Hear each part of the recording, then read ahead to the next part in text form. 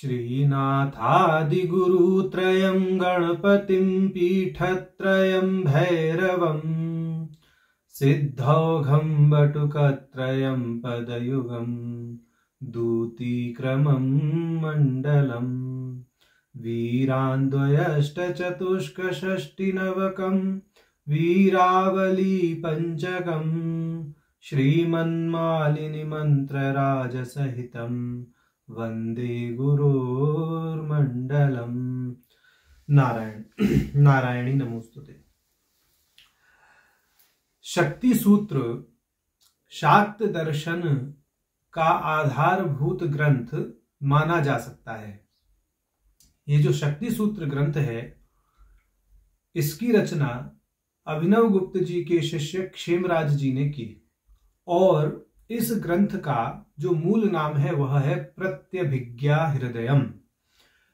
क्षेमराज जी ने प्रत्यभिज्ञा हृदयम अथवा शक्ति सूत्र के मंगलाचरण में यह स्पष्ट कर दिया है कि उन्होंने ऐसे साधकों के लिए इस ग्रंथ की रचना की है जो सुकुमार मति के हैं। सुकुमार मति मतलब जो तर्क वितर्क करने में सक्षम नहीं है, जिनको सीधी सीधी माने बात समझ में आती है, ऐसे लोगों के लिए इन्होंने इस ग्रंथ की रचना की है। तो इसका मंगलाचरण देखते हैं।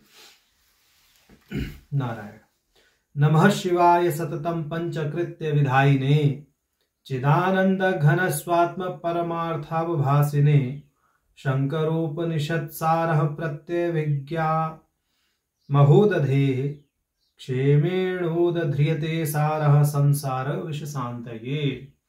तो ये कहा गया है इसमें मंगलाचरण में क्षेमराज के द्वारा कि मैं उन शिव को नमस्कार करता हूं जो निरंतर पंचकृत्य करते रहते हैं। सततम पंचकृत्य विधायिने, जो पंचकृत्यों का विधान सतत करते रहते हैं, निरंतर करते रहते हैं। पंचकृत्य कौन से हैं? कल बताए थे आपको। सृष्टि, स्थिति, संहार, तिरोधान और अनुग्रह। तो ये पंचकृत्य वह निरंतर करते रहते हैं। अब आगे कह रहे हैं चिदानंद घन स्वात्म परमार्थ अवभासिने, वह जो चिदानंद घन स्वरूप हैं। यहां ध्यान देने वाली बात यह है, वेदांत दर्शन में ब्रह्म को सच्चिदानंद कहा गया है। तांत्रिक धारा में सच्चिदानंद ना कह करके चिदानंद ऐसा कहा गया। ठीक है। शंकराचार्य जी ने भी जब निर्वाण षटकम की रचना की है तो उन्होंने भी कहा है चिदानंद रूपो शिवोहम शिवोहम, वहां सत नहीं कहा गया। और तंत्र में तो विशेष रूप से चिदानंद ही कहा जाता है। तो चिदानंद क्यों कहा जाता है? क्योंकि चित और आनंद जो हैं यह सत की अभिव्यक्ति है, ऐसा तांत्रिकों को अभिमत है। तो कहते हैं इसलिए सत को अलग से कहना आवश्यक नहीं है, चिदानंद कहने से ही हमारा कार्य सध जाता है, ऐसा तांत्रिकों का मंतव्य है। तो ये कहते हैं चिदानंद घन स्वात्म परमार्थ अवभासिने, ये जो चिदानंद घन स्वरूप हैं शिव, वे आत्मा के रूप में ही परमार्थ को अवभाषित करता है। यानी जो आत्मा है वही परमार्थ के रूप में अवभाषित होता है, स्वयं परमार्थ के रूप में अवभाषित है, समस्त सृष्टि के रूप में अवभाषित है। पंचकृत्य करने वाला भी वही है, पंचकृत्य भी वही है, चित्त भी वही है, चैत्य भी वही है, चित्त भी वही है। इस दृष्टि से समझ ले।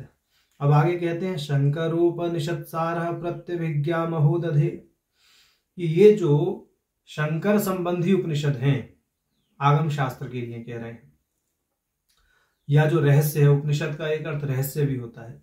ये जो शिव से संबंधित रहस्य है, शिव तत्व का जो रहस्य है, उसका सार है प्रत्यभिज्ञा।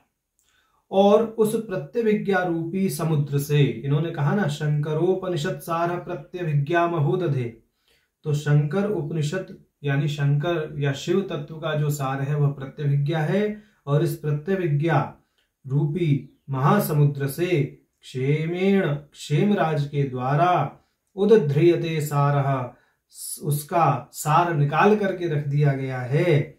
ठीक है। किस लिए? संसार विष शांत, ये संसार रूपी विष को शांत करने के लिए क्षेमराज ने इस प्रत्यभिज्ञा शास्त्र से क्या किया है? सार निकाल करके रख दिया है, जो शिव तत्व को जान करके, जिसके माध्यम से शिव तत्व को जान करके संसार रूपी विष से उत्तीर्ण हुआ जा सकता है। तो अब आगे की जो इसमें प्रक्रिया है, इसमें 20 सूत्र हैं शक्ति सूत्र में, मंगलाचरण के बाद में अब हम सूत्रों को करेंगे एक एक करके। अब इसमें हर चीज बिल्कुल विधिवत बताई जाएगी। जो त्रैपुर सिद्धांत है उस त्रैपुर सिद्धांत का भी विवेचन साथ ही साथ में इन 20 सूत्रों में हो जाएगा, और शाक्त दर्शन की आधारशिला भी एक अच्छी तरह से तैयार हो सकती है यदि इसका अच्छे से मनन कर लिया जाए। तो